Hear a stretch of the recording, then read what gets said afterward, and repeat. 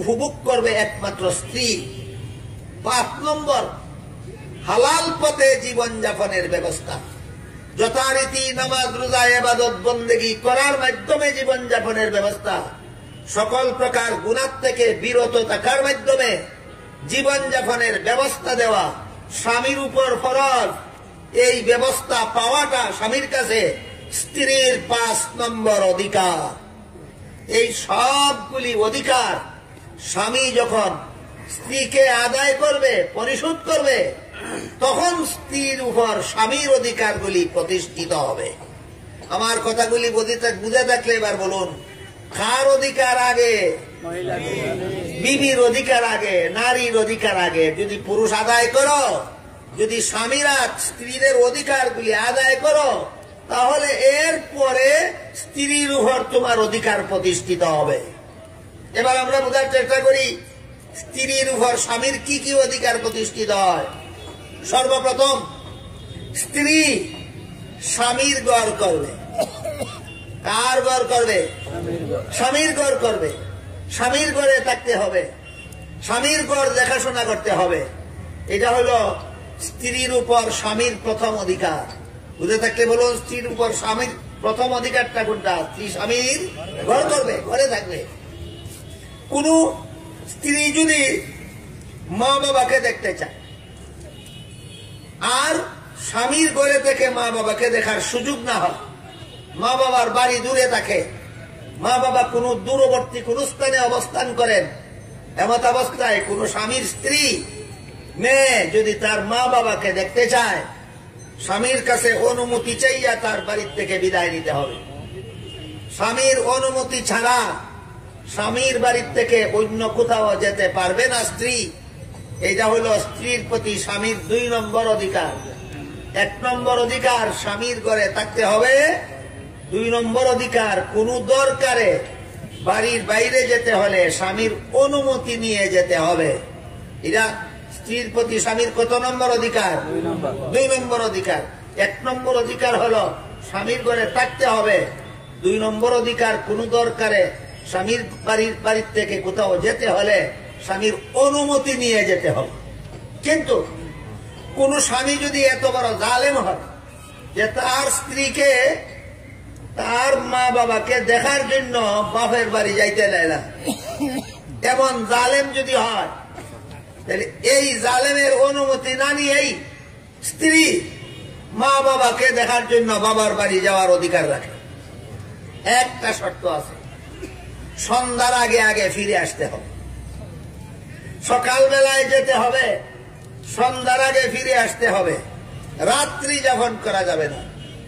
বাবার বাড়ি যদি এত দূরে হয় যেখানে গেলে দিনে দিনে ফিরে আসা যাবে না, আর এদিক দিয়ে স্বামীও তার স্ত্রীকে মা বাবাকে দেখার জন্য বাবার বাড়ি যাওয়ার অনুমতি দেয় না, আর অনুমতি ছাড়া গেলেও রাত পোহাবার আগে ফিরে আসা যাবে না, এমন জটিল পরিস্থিতি যদি দেখা দেয়, স্বামী স্ত্রীর দাম্পত্য জীবনে এই ধরনের কোন রকমের জটিলতা যদি কখনো দেখা দেয়, তা কিভাবে নিরসন করতে হবে তার সুস্পষ্ট নীতিমালা, বিধিবিধান এবং সুব্যবস্থাও আল্লাহ পাক রব্বুল আলামিন পবিত্র কোরআনে প্রদান করেছেন। আল্লাহ কোরআনের আয়াতে বলেন, ইযা রাআইতুম নুশুযাহুন্না ফাইযুহুন্না ওয়াতরুকুহুন্না ফিল মাদাজি ওয়াদরিবুহুন্না। হে স্বামীরা, যদি তোমরা মনে করো তোমাদের স্ত্রীরা এই নীতিমালা লঙ্ঘন করে চলছে, স্ত্রীরা তোমাদের অধিকার আদায় করছে না, তাহলে স্ত্রীদেরকে সংশোধন করার প্রথম পদ্ধতি তাদেরকে বুঝাও, নম্র ভাষায় আদর করে নসিহত করো, উপদেশ দাও। 1 দিন 2 দিন 3 দিন বুঝানির পরেও, নসিহত করার পরেও, উপদেশ দেওয়ার পরেও যদি কোন স্ত্রী তোমার অধিকার আদায় করে না, তাহলে দ্বিতীয় পদ্ধতি অবলম্বন করো তাকে সংশোধন করা। সেটা হলো রাতের বেলায় তোমার বিছানা আলাদা করে নাও। 1 রাত্রি আলাদা বিছানায় শুইলে পরে যদি সংশোধন না হয়, 2 রাত্রি আলাদা বিছানায় শুইলে পরেও যদি সংশোধন না হয়, 3 রাত্রি আলাদা বিছানায় শুইলে পরেও যদি সংশোধন না হয়, তাহলে তৃতীয় পদক্ষেপ গ্রহণ করো, সেটা হলো হালকা ধরনের মারপিট করতে পারো। হালকা ধরনের মারপিটের সীমারেখা ইসলামের বিধান শাস্ত্র বিষয়ক কিতাবাদিতে পরিষ্কার লেখা আছে। স্বামী অবাধ্য স্ত্রীকে শাসন করার জন্য যদি মারপিট করতে হয়, চেহারায় মারতে পারবে না, মাথায় মারতে পারবে না, বুকে মারতে পারবে না, পিঠে মারতে পারবে না, শুধু হাতে আর পায়ে প্রহার করতে পারবে। কতটুকু দূরে আঘাত করতে পারবে? যতটুকু দূরে আঘাত করলে চামড়া কাটে না, চামড়া ফাটে না, রক্ত ছুটে না, দাগ পরে যায় না, এতটুকু। এটার নাম হইল হালকা ধরনের মারপিট। কোন অঙ্গে মারবে তাও কিতাবে উল্লেখ আছে, কতটুকু দূরে মারবে তাও উল্লেখ আছে।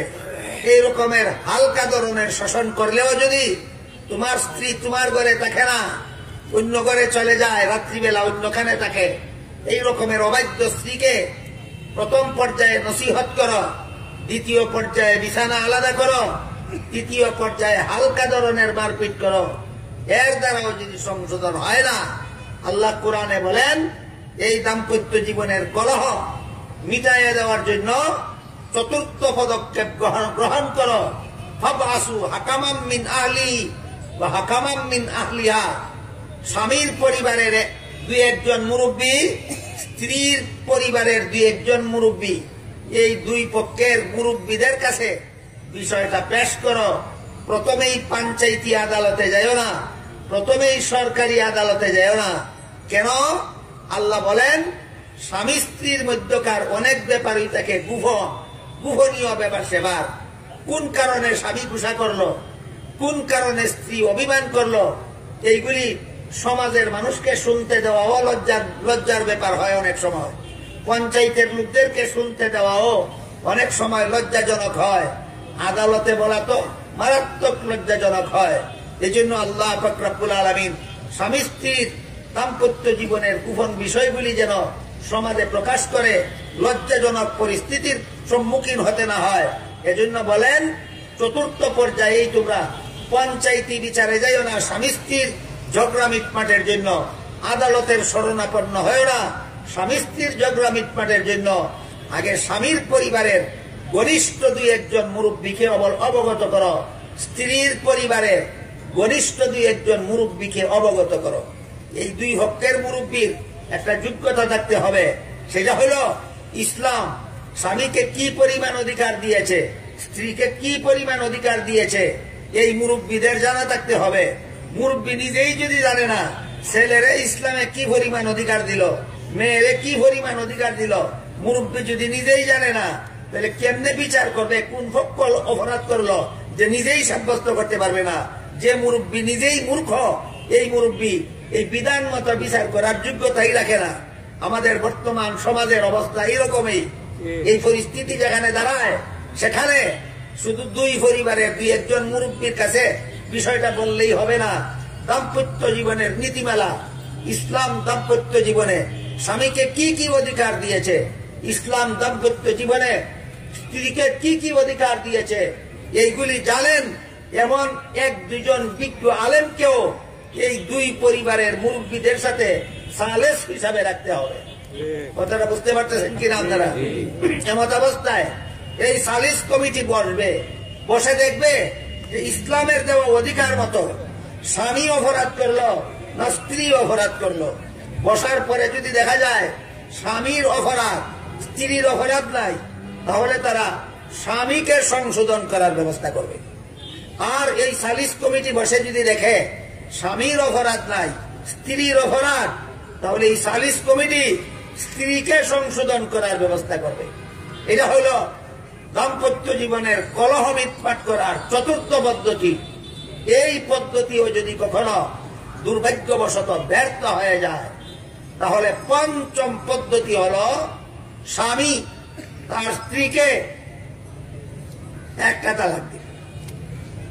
একটা তালাক দিয়ে 3 মাস আলাদা করে, 3 মাসের ভিতরে যদি সংশোধন হয়ে যায়, তাহলে আর ইয়া করতে হবে না, বিচ্ছিন্ন হবে না সংসার। এই সংসারই আবার নতুন ভাবে চলতে পারবে।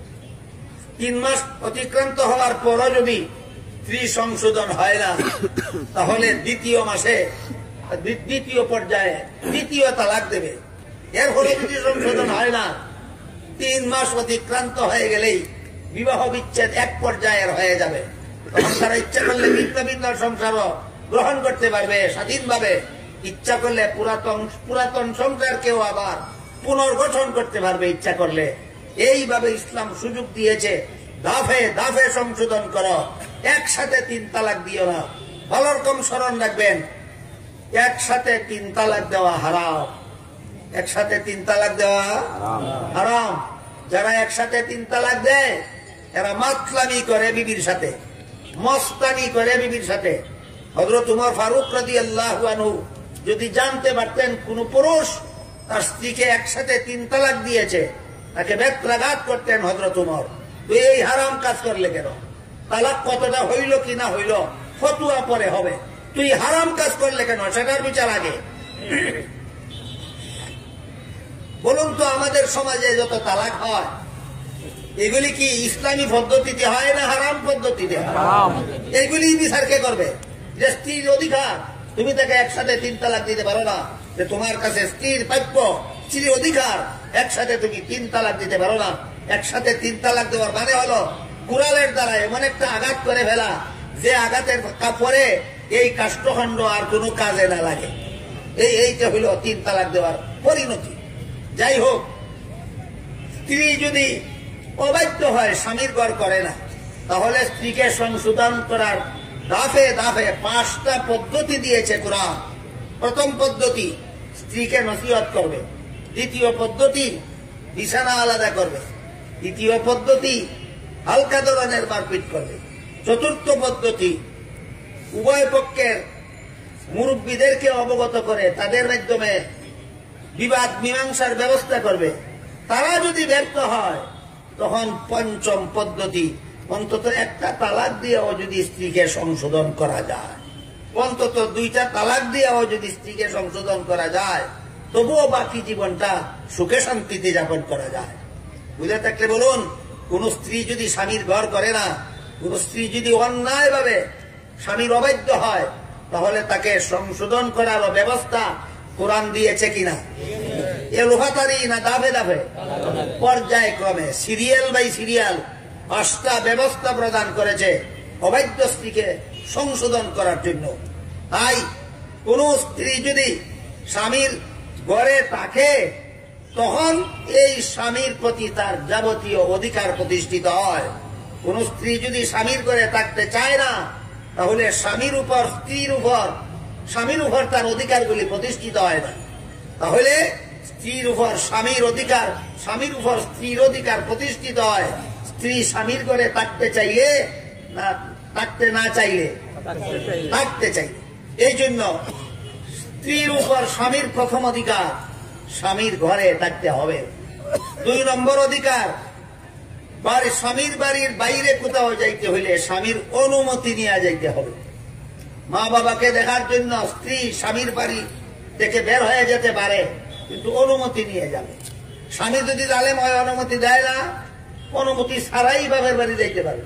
একটা শর্তে, সন্ধ্যার আগে ফিরে আসতে হবে। রাত্রি যাপন করা যাবে না। সন্ধ্যার আগে ফিরে আসার সুযোগও যদি থাকে না, ওই 5 পদ্ধতির কোন এক পদ্ধতিতে মীমাংসা করে নিতে হবে।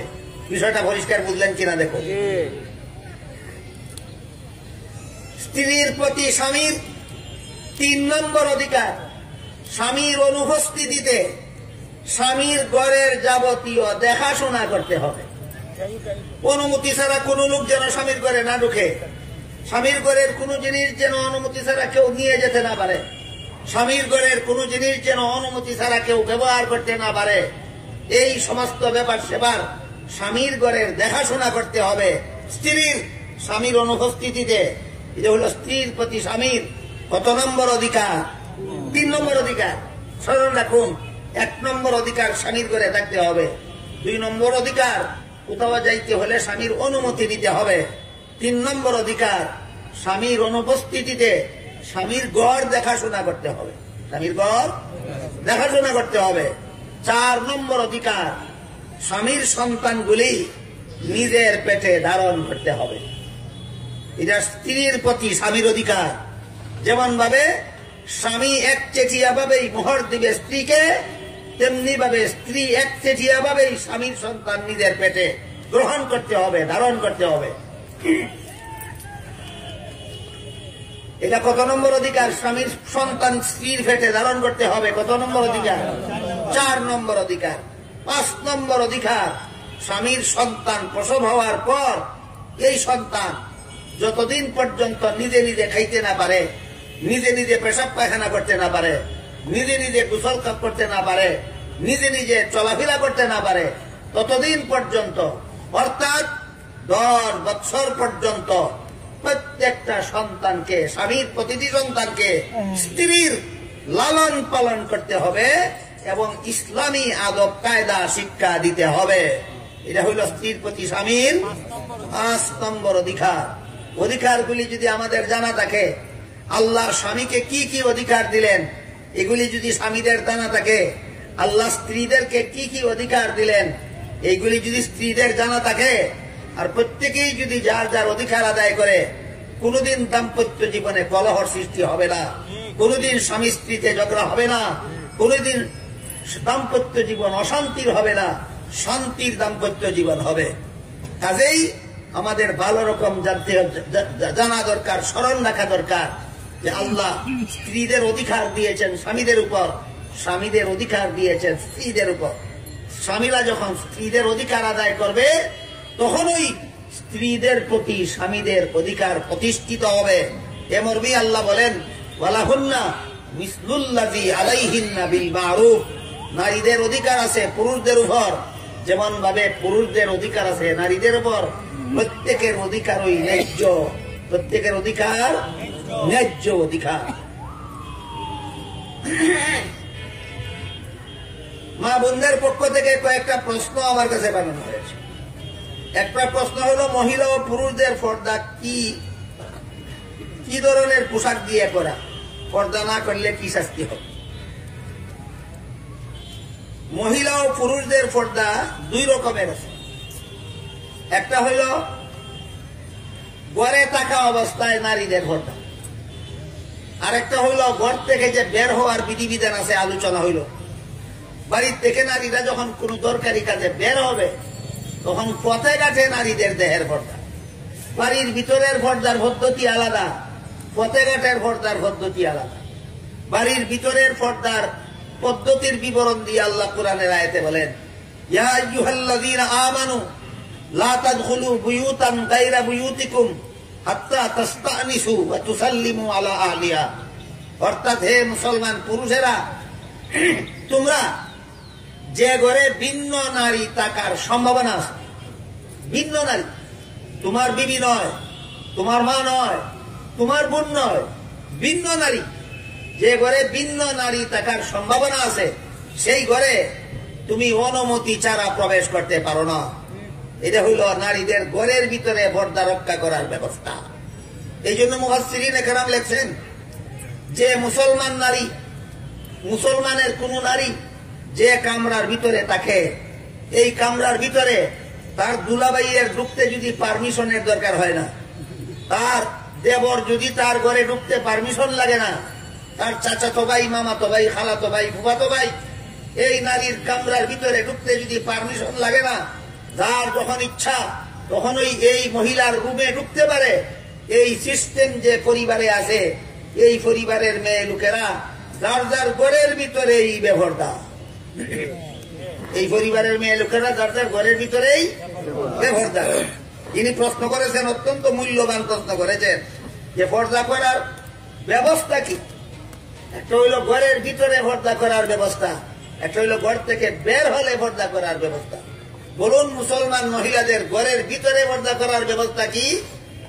ভিন্ন পুরুষ যেন পারমিশন ছাড়া তোমার ঘরে ঢুকতে না পারে, এটা হলো মুসলমান মহিলাদের ঘরের ভিতরে পর্দা করার ব্যবস্থা।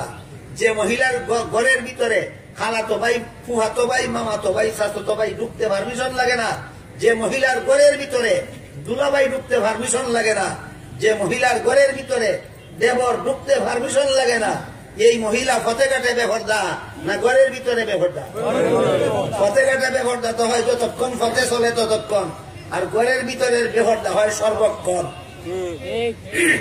ফতেঘাটের বেপরদা হয় যতক্ষণ ফতে চলে ততক্ষণ, আর ঘরের ভিতরের বেপরদা হয় সর্বক্ষণ। যে সমস্ত মহিলারা সর্বক্ষণ ঘরের ভিতরে বেপরদা, তাদের ফতেঘাটের পর্দার চিন্তা করে আর লাভ কি? আর একটা হইল ফতেঘাটের।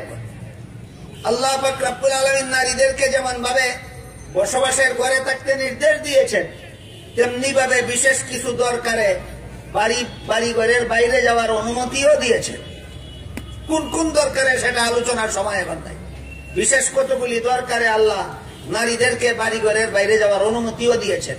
যেমন হজ করতে হইলে নারী ঘরের ভিতরে বসে হজ হবে না। ওয়াজ শুনতে হইলে নারী অনেক সময় ঘরে বসে ওয়াজ শোনার সুযোগ হয় না। তাফসীর শুনতে হইলে নারী অনেক সময় ঘরে বসে তাফসীর শোনার সুযোগ হয় না। যেখানে গেলে হজ হয় ঘর থেকে বের হয়ে সেখানে যেতে পারে, যেখানে গেলে চিকিৎসা হয় ঘর থেকে বের হয়ে সেখানে যেতে পারে, যেখানে গেলে ওয়াজ শোনার সুযোগ হয় ঘর থেকে বের হয়ে সেখানে যেতে পারে, যেখানে গেলে তাফসীর শোনার সুযোগ হয় ঘর থেকে বের হয়ে সেখানে যেতে পারে। কিন্তু আল্লাহ বলেন লা তাবাররাজনা তাবাররুজাল জাহিলিয়াতিল উলা। এই সমস্ত দরকারে যখন মুসলমানের নারীরা ঘর থেকে বের হবে, তখন প্রাচীন যুগে অসভ্য বর্বর নারীদের মতো বেপর্দা হয়ে যাবে না। তাহলে ঘর থেকে বের হলে পর্দা কিভাবে করবে? পর্দা করবে এমন ঢিলা ডালা মোটা কাপড়ের বুরখা অথবা চাদরের দ্বারা। স্মরণ রাখতে হবে কি ধরনের পোশাক দিয়ে পর্দা করবে মেয়ে লোকেরা। পোশাক দিয়ে পর্দা করতে হয় না ঘরের ভিতরে, পোশাক দিয়ে পর্দা করতে হয় রাস্তাঘাটে। মেয়ে লোক যখন রাস্তাঘাটে বের হবে তখন পর্দা করার সিস্টেম দুইটা, একটা হলো চাদরের দ্বারা আর একটা হলো বুরকার দ্বারা। চাদর দ্বারা যদি ফতেঘাটে মেয়ে লোকরা শরীরের পর্দা করে, তাহলে চাদরটা এমন হতে হবে যেন মাথার থেকে পাও পর্যন্ত সর্বাঙ্গ এই চাদরে জড়াইয়া যেন রাস্তার পুরুষদের দৃষ্টির আড়াল করা যায়। যে চাদরের দ্বারা সহজ হয় না, খুব কঠিন হয়। সহজ হয় বুরকার দ্বারা করলে। বুরকা এমন ভাবে বানানোই থাকে যে মাথার থেকে পাও পর্যন্ত গায়ে পরে নিলেই ঢাকা হইয়া যায়। মুফাসসিরিনে কেরাম তাফসীরের কিতাবে লিখেছেন, ফতেঘাটে যে মেয়ে লোকেরা বুরকার দ্বারা পর্দা করবে, এই বুরকাটা কেমন হওয়া চাই? এই বুরকাটা এমন হওয়া চাই যেন মাথার থেকে পা পর্যন্ত সর্বাঙ্গ ঢাকে। সর্বাঙ্গ বর্তমানে কিছু হয়েছে যারা বলে যে মেয়ে লোকের মুখের কোনো পর্দা লাগে না। এদের এই ভ্রান্ত শিক্ষা পাইয়া কিছু মেয়ে লোক বর্তমানে ফতেঘাটে বুরকা পরে চলে কিন্তু মুখ খোলা রাখে।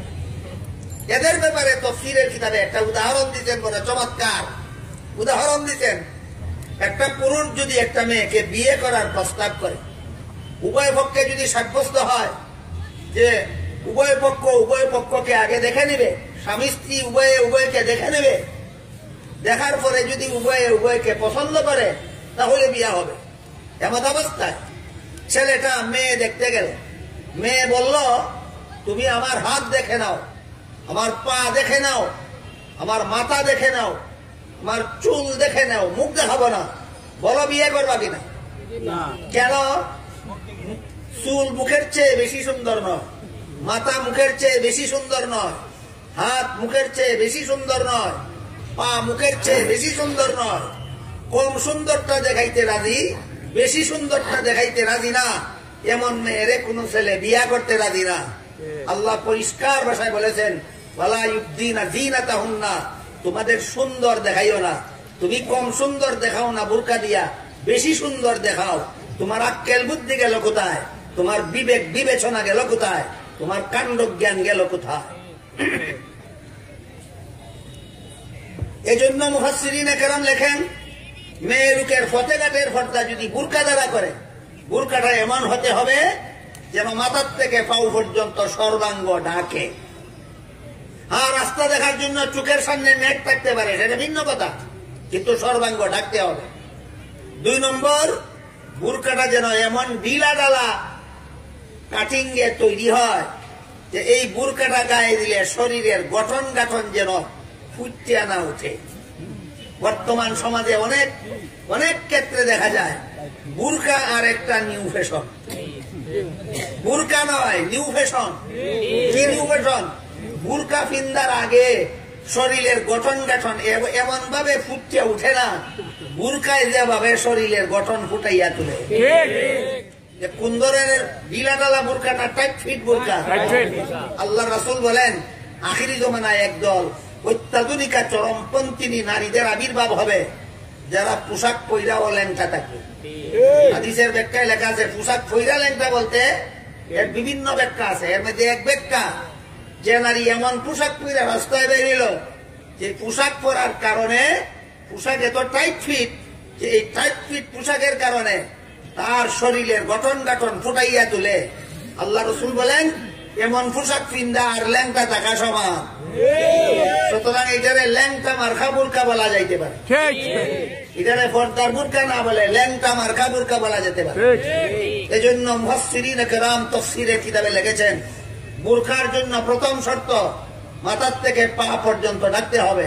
2 নম্বর শর্ত টাইট ফিট হতে হবে, না ঢিলাঢালা। 3 নম্বর শর্ত হলো বুরকাটা এমন মোটা কাপড়ের হতে হবে যেন বাইরের থেকে ভিতরে না দেখা যায়। বুরকার জন্য কত নম্বর শর্ত? 3 নম্বর শর্ত। 4 নম্বর শর্ত হলো বুরকাটা এমন সাদা সিধা কাপড়ের হতে হবে যেন চকচকের কারণে পুরুষ ফলের দৃষ্টি আকর্ষণ না করে। বুরকা যেন নকশাদার না হয়। বুরকা নকশাদার হইলে শাড়ি একই দোষ করছিল। শাড়ির উপর দিয়ে যদি নকশাদার বুরকা পরলো তাহলে শাড়ির কি দোষ ছিল? নকশায় পুরুষের দৃষ্টি আকর্ষণ করে বলে নকশা ঢাকার জন্য যেই বুরকা, সেই বুরকার মধ্যে যদি চকচকা কাপড় দিয়ে আবার নকশাই করা হইল, শাড়ির কি দোষ ছিল? এই জন্য মুফাসসিরিন কেরাম লিখেছেন বুরকাটা সাদা সিধা হতে হবে, চটকদার নয়, নকশাদার নয়। এই রকম বুরকা পরে নারী বাড়ির বাইরে গেলে এটা হলো ফতেঘাটের পর্দা। বুঝে থাকলে বলুন, নারীর পর্দা সব ক্ষেত্রে সমান না ঘরের ভিতরের পর্দা আলাদা, ফতেঘাটের পর্দা আলাদা? ঘরের ভিতরের পর্দা বুরকা, ঘরের ভিতরের পর্দা ভিন্ন পুরুষ পারমিশন ছাড়া যেন ঢুকতে পারে না, এই ব্যবস্থা যেন প্রতিটি মুসলমানের পরিবারে থাকে। এটা হলো ঘরের ভিতরের পর্দা। আর ঘরের বাইরের পর্দা হইল বুরকা। এরপরে প্রশ্ন করেছেন টিভি দেখা, মোবাইলে গান শোনা কিরূপ গুনাহ? জেনে শুনে বুঝে গুনাহ করলে মাফ হবে কি? টিভি দেখা, টিভিতে ভিন্ন নারী ভিন্ন পুরুষের ছবি দেখা হারাম। টিভিতে ভিন্ন পুরুষের ভিন্ন নারীর ছবি দেখা হারাম।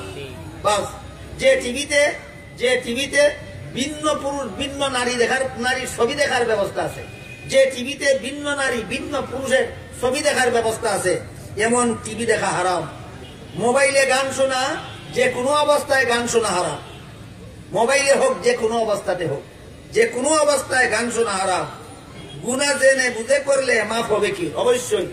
জেনে বুঝে যারা গুনাহ করেছে এরা যদি অতীতের গুনার জন্য লজ্জিত হয়ে যায় এবং গুনার অভ্যাস ছেড়ে দেয়, আল্লাহর কাছে ওয়াদা করে আর ভবিষ্যৎ জীবনে কোনোদিন গুনাহ করবে না।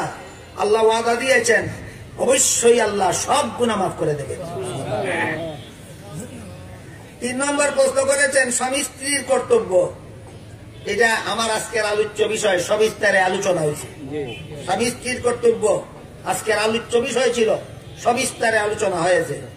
স্বামী অবৈধ হলে স্ত্রীর করণীয় কি, এটাও আলোচনার ভিতর দিয়ে চলে গেছে। স্বামী যদি অবিচার করে তবুও বিচারের ব্যবস্থা আছে, স্ত্রী যদি অবিচার করে তবুও শরীয়তে তার বিচারের ব্যবস্থা আছে। মহিলা ও পুরুষরা কি আল্লাহকে পাওয়ার জন্য বাড়ি ছেড়ে চলে গিয়ে বৈরাগী হওয়া যায়? হাদিস শরীফে আল্লাহ রাসূল বলেন, লা রাহবানিয়াতা ফিল ইসলাম, ইসলাম ধর্মে বৈরাগী হওয়ার কোনো ব্যবস্থা নাই। বাড়িঘর ছেড়ে দিয়ে সংসার বর্জন করে ধর্ম পালনের ব্যবস্থা ইসলামে নাই। মোবাইল ফোনে অপরিচিত লোকের সাথে কথা বলা জায়েজ আছে কিনা? মোবাইল ফোনে মেয়ে লোকেরা অপরিচিত পুরুষের সাথে, মোবাইল ফোনে পুরুষেরা অপরিচিত নারী লোকের সাথে কথা বলার কারণে কি পরিমাণ কেলেঙ্কারি সমাজ চলছে এটা যারা জানে এরা জায়েজ আছে কিনা হায়া লজ্জা থাকলে এই প্রশ্ন করতে পারে। আল্লাহর হুকুম বাদ দিয়ে যারা নিজেদের হুকুম কায়েম করে তারা কি মুসলমান? এক কথায় জবাব দেওয়ার উপায় নাই। তফসিরের কিতাবে লেখেন এটার ব্যাখ্যা আছে, কেউ যদি আল্লাহর হুকুম বাদ দিয়ে নিজের হুকুম চালু করে আর বলে যে আল্লাহর হুকুম ছাড়া শান্তি নাই, কিন্তু আমি আমার স্বার্থের কারণে আল্লাহর হুকুম বাদ দিয়ে নিজের হুকুম চালু করলাম, তাহলে কাফের হবে না, পাপিষ্ট হবে। আর কেউ যদি বলে আল্লাহর হুকুমে শান্তি নাই, আমার হুকুমে শান্তি, নিশ্চিত কাফের। পরিষ্কার হইল কিনা? আল্লাহ আপনাদের আমাদের সবাইকে এই সমস্ত বিষয় জেনে জীবনে আমল করার, পালন করার তৌফিক দান করুন। মাথায় কাপড় না দিয়ে উযু করা জায়েজ হবে কিনা? উযু করার পর যদি হাঁটুর উপর কাপড় উঠে মাথার কাপড় পরে যায় এবং জুড়ে হাসি দেওয়া হয় তবে উযু থাকে কিনা? এই যে কাজগুলির কথা বলা হয়েছে, মাথায় কাপড় না দেওয়া, হাঁটুর উপর কাপড় উঠা, জুড়ে হাসা মেয়ে লোকের জন্য, এগুলি গুনার কাজ, কিন্তু উযুর সাথে কোনো সম্পর্ক নাই। উযুর সাথে কোনো সম্পর্ক নাই। উযু করার সময় যদি মাথায় কাপড় থাকে না, মাথায় কাপড় না থাকা অবস্থায় কোনো পুরুষে দেখে তার গুনাহ হবে, কিন্তু উযু হয়ে যাবে। তেমনি ভাবে কোন পুরুষে উযু করার সময় হাঁটুর উপর কাপড় উঠে গেলে যদি ভিন্ন পুরুষে দেখে, এই কারণে গুনাহ হবে আলাদা, কিন্তু উযু হয়ে যাবে। বুঝে থাকতে বলুন, প্রশ্নে উল্লেখিত বিষয়গুলির সম্পর্ক উযুর সাথে না গুনার সাথে? এই কাজগুলি করলে গুনাহ হয়, কিন্তু উযু নষ্ট হয় না। কাজেই আমরা উযুও করব, গুনার থেকে বেঁচে থাকবো, উযুও করব, মাথায় কাপড়ও দিয়ে রাখবো, উযুও করব, হাঁটু ঢেকেও রাখবো, উযুও করব, অট্ট হাসি হাসবো না। এইটাই হলো না।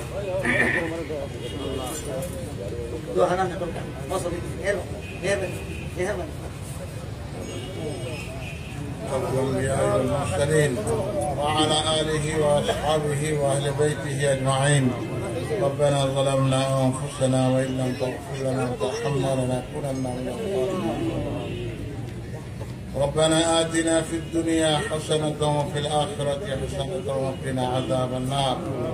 ربنا لا تزغ قلوبنا بعد إذ هديتنا وهب لنا من لدنك رحمة إنك أنت الوهاب.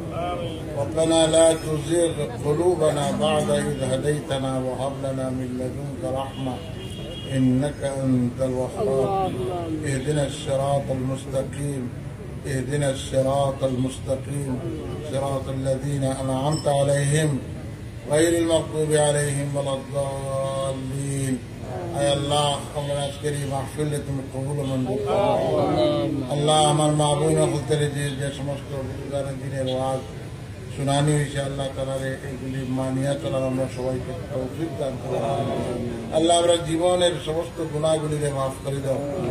আয় আল্লাহ, আমরা জীবনকে তোমার রঙে রঙিন করে দাও, তোমার হাবিবের রঙে রঙিন করে দাও। আয় আল্লাহ, তোমার সমস্ত হুকুমগুলি আমরা যথারীতি রাত দিন 24 ঘন্টা মাইনা চলার তৌফিক দান করো। আল্লাহ, খাদিমুল কোরআন পরিষদকে কবুল ও মঞ্জুর ফরমাও। আয় আল্লাহ, খাদিমুল কোরআনের সমস্ত জরুরিয়াতকে তোমার গায়বে খাজানা থেকে পুরা ফরমাও। আয় আল্লাহ, বাংলাদেশের মধ্যে তুমি আমান আতা ফরমাও। আয় আল্লাহ, রহমত নাজিল ফরমাও। ফিতনা ফাসাদ থেকে বাংলাদেশ সহ সমস্ত মুসলিম উম্মার হেফাজত ফরমাও। রব্বানা আলাইকা তাওয়াক্কালনা ওয়া ইলাইকা আনাবনা ওয়া ইলাইকাল মাসির। আল্লাহ, আমরা জানা অজানা সমস্ত বিমারি হলে তোমার তার শিফা ইয়া আল্লাহ, যে সমস্ত মা বোনরা ওয়াজ শোনার জন্য আইছেন, আল্লাহ তার দিনের মধ্যে হিম্মত আতা ফরমাও। আল্লাহ, এই ওয়াজগুলি যে তারা আমরা সকলের জীবনে বাস্তবায়িত করার তৌফিক দান করো। সাল্লাল্লাহু তাআলা আলা খাইরি খালকিহি মুহাম্মাদ ওয়া আলিহি ওয়া আসহাবিহি আজমাইন। আমিন।